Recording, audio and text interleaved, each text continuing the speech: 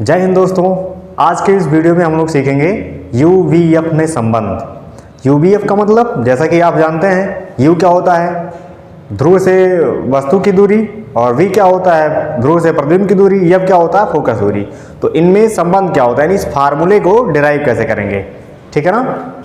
आइए, तो सबसे पहले आपको यहाँ मैंने जो है एक अवतल दर्पण ले लिया, उसका किरण आरेख खींच लिया है।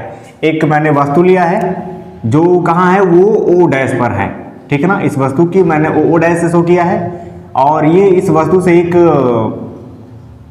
किरण निकली है जो मुख्य अक्ष के समांतर गई है, A से टकरा करके फिर फोकस से होकर के निकल आई है। दूसरा किरण जो गई है वो गई है यहाँ और यहाँ से टकरा करके ये वापस चली आई है, ठीक है ना। मान लेते हैं B पॉइंट पर टकराई है। अब ये दोनों किरणें मिल कहाँ रही हैं, इस पॉइंट पर। तो ये मैंने दे दिया I डैश, यानी इसका प्रतिबिंब यहाँ बन रहा है, ठीक। तो यहाँ से देख लेते हैं हम, जैसे ध्रुव से लेकर के वस्तु तक की दूरी को U से। और आपको एक चीज बता दें, ये दूरियां जो नाप करके मैंने कहा है कि किसमें दूरियां ऋणात्मक होती हैं किसमें धनात्मक, तो ध्यान देना ये जो पॉइंट होता है ना ध्रुव, इसी पे अपना वो रख लेना, क्या कहते हैं, निर्देशांक तल। निर्देशांक तल तो आप जानते हैं ना कि यहाँ 0 होता है और इधर जो होता है वो प्लस में होता है। 1 2 3 4 संख्याएं इधर प्लस में होती हैं, ठीक है ना। इधर x अक्ष और ये y अक्ष होता है, ठीक है ना। y अक्ष, इसमें भी ऊपर संख्याएं प्लस में होती हैं, ठीक है ना। 1 2 3 4 5 इस तरह से। लेकिन इसके बाएं तरफ संख्याएं माइनस में होती हैं, -1 -2 -3, फिर इधर भी -1 -2 -3 सो ऑन, ठीक है ना।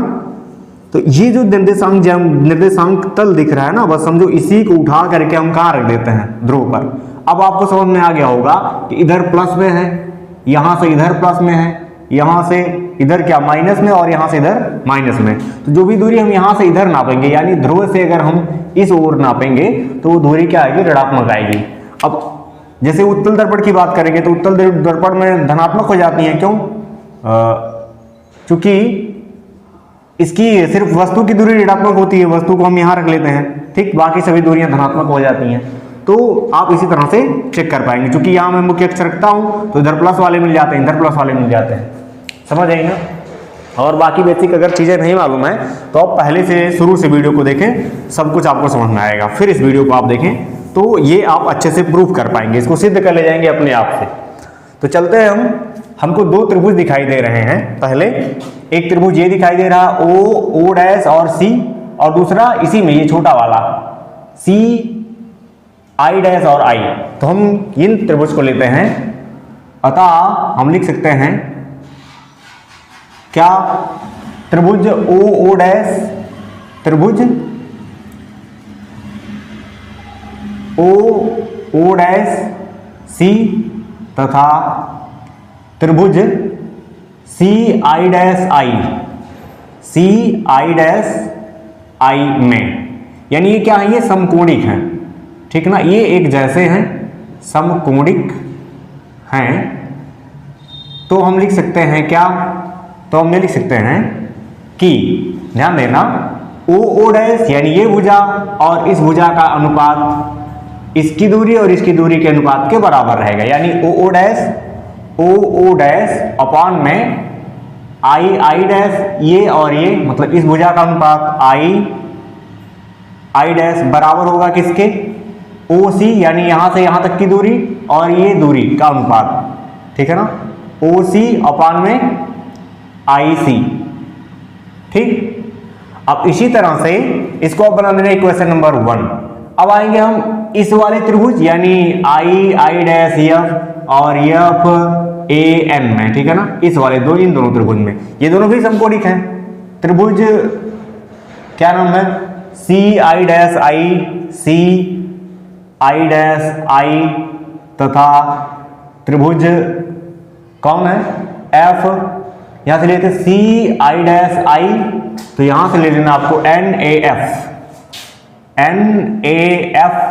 भी क्या है, समकोणिक है, समकोणिक हैं।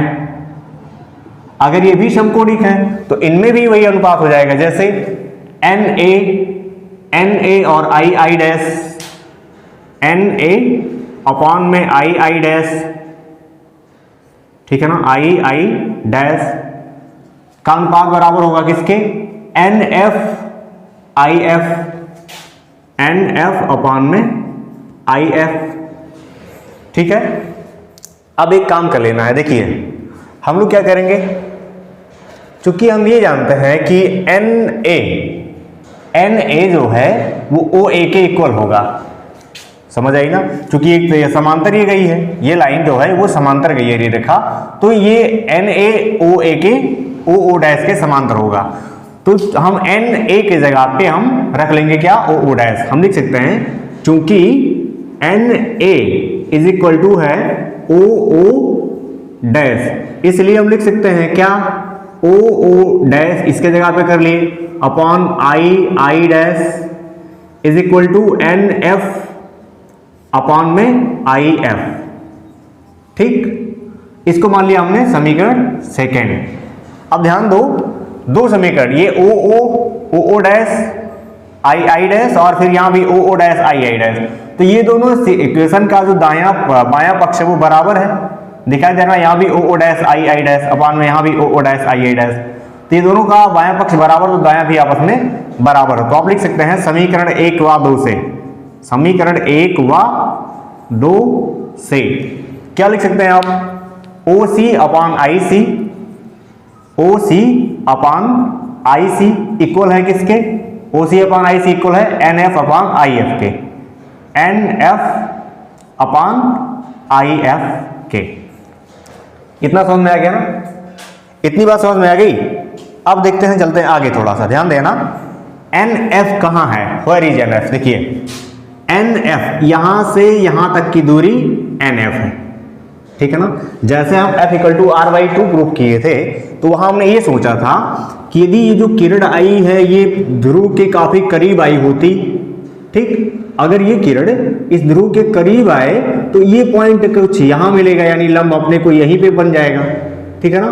तो NF और PF क्या हो जाएंगे, एकदम बराबर हो जाएंगे लगभग। यानी अगर हम कह दें कि जो बिंदु A है वो P के काफी करीब हो जाए तो NF और PF इक्वल हो जाएंगे। तो आप लिख ले सकते हैं यहां एक लाइन कि यदि बिंदु A दर्पण के ध्रुव के काफी करीब हो, ठीक है ना, यदि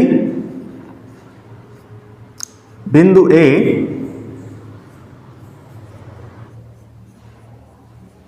पास हो तो क्या लिख सकते हैं हम, अगर ये पास हो जाएगा तो NF इक्वल टू लिख सकते हैं हम PF, ठीक है ना, NF इक्वल टू PF, समझ आई ना। अब इस वाले समीकरण को हम क्या लिख सकते हैं, ऐसे, तो हम इसको ऐसे लिख सकते हैं क्या, OC अपॉन में IC इक्वल टू PF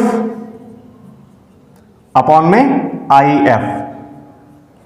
इतना समझ में आ गया ना बात, समझ आई ना। आप देखते सकते हैं ये सभी दूरियां अपने को मिल कहां रही हैं, क्या ये सभी दूरियां जो मैंने लिखा ये सब क्या मुख्य अक्ष पे आ गया, OC आ गया, IC आ गया, PF इसी पे आ गया, IF इसी पे आ गया, समझ आई ना बात। यानी सभी दूरियों को आप मुख्य अक्ष पर ले आना है, ठीक है ना, तब तो हम इन चीजों का यूज कर पाएंगे, PO PC PI PF, समझ आई ना बात। अब देखिए इनको किस तरीके से लिखा सकता है, OC को हम क्या लिख सकते हैं, OC, ध्यान देना, बहुत ध्यान से देखना है यहाँ भाई, OC को लिख सकते हैं हम PO में से अगर PC घटा दें तो OC बच जाएगा ना, देखना PO में से PC घटा देंगे तो OC बच जाएगा, तो इसको लिख सकते हैं हम PO माइनस PC, किसको लिख लिया हमने, OC को, ठीक है ना। अब ध्यान देखना है कि IC को क्या लिख सकते हैं, IC, तो IC कहां है भाई, IC, तो PC में से PI घटा देंगे हम तो IC बच जाएगा, PC में से PI घटाना है, ठीक है ना, तो हो जाएगा PC माइनस PI इक्वल इधर PF, तो PF को रहने दो क्योंकि PF को अपने को यहां मिला है, ठीक है ना, PF इसी फॉर्म में है, समझ आई ना, तो PF को PF ही रहने दो, ठीक। IF को क्या लिख सकते हैं, ध्यान देना, IF यही है ना, FI या IF, तो P I minus P F कर देंगे इसको, P I minus P F. समझ आई नंबर। अब ध्यान दो, क्या ये सारे मान हमने निकाल करके यहां पे रखा है, देखो पीओ अपने यहां रखा है, पीसी भी यहां है, ठीक है ना। तो पीसी पीओ है, पी आई भी अपने निकाल करके वहां पे रख लिया है, और पीएफ भी हमने वहां पे रख लिया है। अब उसकी जो मेन वैल्यू हो उसको हम रख लेते हैं ना, यू वी एफ जो हम कहते हैं उसको हम इसी समीकरण में क्या करेंगे, रख लेंगे। तो हम इधर रखते हैं, ठीक है ना। देखते हैं कैसे करेंगे हम, ध्यान देना। मैं पीओ को क्या मैंने माना है, पीओ को, पी जो ओ है वो है माइनस यू, ठीक है ना, अपॉन में पीसी और पीओ माइनस पीसी। तो पीसी क्या है, तो पीओ ये माइनस यू हो गया, फिर माइनस करेंगे ये वाला माइनस, पीसी क्या है माइनस आर, तो यहां रख लेंगे हम माइनस आर, इसको कर दें माइनस माइनस प्लस आर, तो माइनस और माइनस हो गया ये प्लस आर, अपॉन में पीसी को क्या लिख सकते हैं, तो पीसी को लिख सकते हैं माइनस आर, ठीक। फिर माइनस लगाएंगे ये वाला, पी आई क्या है, तो पी आई है माइनस बी, तो माइनस बी लाएंगे, माइनस माइनस का ये प्लस वी, इक्वल में, ध्यान देना आप। पी एफ, तो पी एफ को लिख सकते हैं माइनस एफ, पी एफ को लिख सकते हैं हम माइनस एफ, अपॉन में पी आई, तो पी आई क्या है, पी आई है माइनस वी, फिर यहां लगाएंगे माइनस, ठीक, माइनस लगाएंगे ना, पी एफ, तो पी एफ भी माइनस एफ है, तो ये भी माइनस एफ, तो माइनस माइनस का हो जाएगा ये प्लस एफ। इतनी बात समझ में आ गई। अब ये जो वैल्यू था इन सभी पे जगह पे, सभी के जगह पे जो मैंने जो रियल वैल्यू उठा करके रख दिया गया, समझ आई ना। अब एक चीज देखो, हम जो फार्मूला डिराइव करते हैं उसमें आर नहीं होता है, ठीक है ना, उसमें आर नहीं होता है, तो आर बराबर क्या जानते हैं, 2f, f equal to R by 2, तो आर बराबर 2f, आर मतलब यहां, तो ये फोकस जो वक्रता त्रिज्या होता है वो फोकस दूरी की 2 गुनी होती है, तो आर के जगह पे हम 2f रख लेंगे, ठीक है ना। यहां कर लेना आर इक्वल टू 2f रखने पर, है ना, कहां, यहां आर इक्वल टू 2f रखने पर, तो आर के जगह पे हम क्या लिखेंगे, ये जाएगा माइनस यू, फिर प्लस आर के जगह पे 2f, अपॉन में माइनस आर की जगह पे minus 2f, plus v equal to minus F, upon में माइनस v प्लस एफ। अब u v f ही दिख रहा है ना, अब क्या करना है, अब इसको ट्रांसफर करना, देखना ये वाला जो इधर बटे में उधर इनटू में हो जाएगा, और इधर जो बटे में इधर आकर के इनटू में हो जाएगा, मल्टीप्लाई हो जाएगा, तो ये हो जाएगा माइनस u प्लस 2f, और इनटू में आ गया माइनस v प्लस f, ये वाला इधर आ गया ना, फिर इसको उधर ले जाना, तो इधर उधर हो जाएगा माइनस f बचा है ऊपर, और ये उधर गुणे में आ जाएगा, तो ये आ जाएगा माइनस 2f प्लस v। समझ आई ना बात। अब क्या कर लेना, ध्यान देना, यहां ये गुणा करना बहुत ध्यान से, क्योंकि इसमें 2 पद हैं, तो पहले इसके u से इन दोनों में गुणा कर देना है, फिर 2f से, तो u से जब गुणा करेंगे तो माइनस u, ये माइनस और ये माइनस, प्लस u का गुणा v में करेंगे तो u v, समझ आई। फिर ये माइनस और इस प्लस का माइनस u का गुणा f में करेंगे तो u f, ठीक, तो इन दोनों का इस दोनों में हो गया, मतलब इसका इन दोनों में हो गया, फिर 2f का इसमें करेंगे तो प्लस माइनस का माइनस 2vf, 2vf, ठीक है ना, फिर प्लस और प्लस का प्लस ही रहेगा, 2f स्क्वायर हो जाएगा, 2f स्क्वायर, इक्वल में आ गए इधर, तो माइनस माइनस का प्लस, f का गुणा 2f में करेंगे तो हो जाएगा 2f स्क्वायर, फिर माइनस प्लस का माइनस, f का गुणा v में करेंगे तो क्या हो जाएगा vf। समझ आ गई ना इतनी बात। अब ध्यान देना है अपने को, क्या सबको इस ओर हम पक्षांतर कर लेंगे, तो पक्षांतर क्या करेंगे, ध्यान देना, पक्षांतर नहीं करना कुछ भी, यहां से एक काम कर, देखिए यहाँ 2f स्क्वायर है इधर, ये भी 2f स्क्वायर, तो इधर आएगा माइनस होगा, तो ये दोनों कैंसिल हो जाएंगे। समझ आई ना बात। अब ये माइनस 2vf और एक माइनस vf यहाँ है, तो एक से यहाँ ये कट जाएगा ना, यानी इधर आएगा तो प्लस vf हो जाएगा, तो इसमें से कट जाएगा, यानी ऐसे देख लेते हैं, देखिए uv minus uf minus 2vf, और ये इधर आएगा प्लस vf इक्वल टू 0।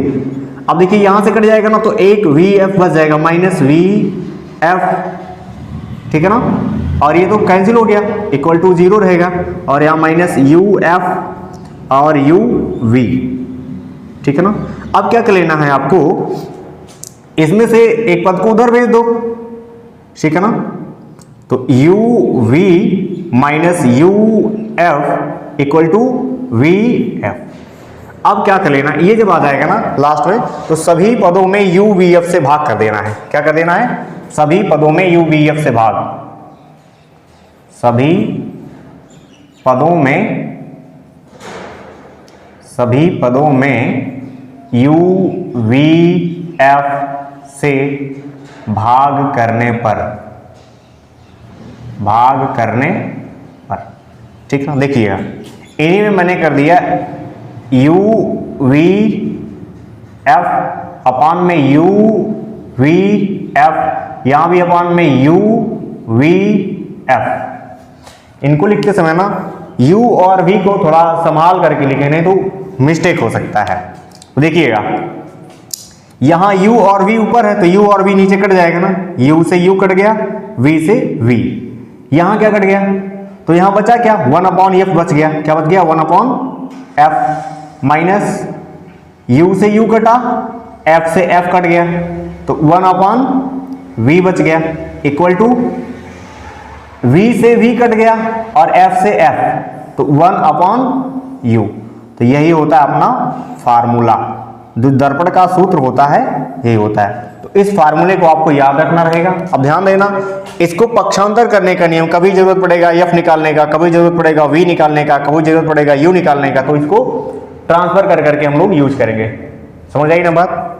तो आप लोगों को आई होप ये समझ में आ गया होगा, और यदि समझ में नहीं आया है तो आप क्या करें, इसको फिर से दोबारा से देख लें, 100% समझ में आएगा। और इसको नोट करते जाएं, वीडियो को देखते जाएं और कॉपी पे एकदम बढ़िया से नोट करते जाएं। आपके लिए बेहद इंपॉर्टेंट है, ये याद हो जाएगा तो आपको बहुत हेल्प करेगा आगे चल करके। जय हिंद।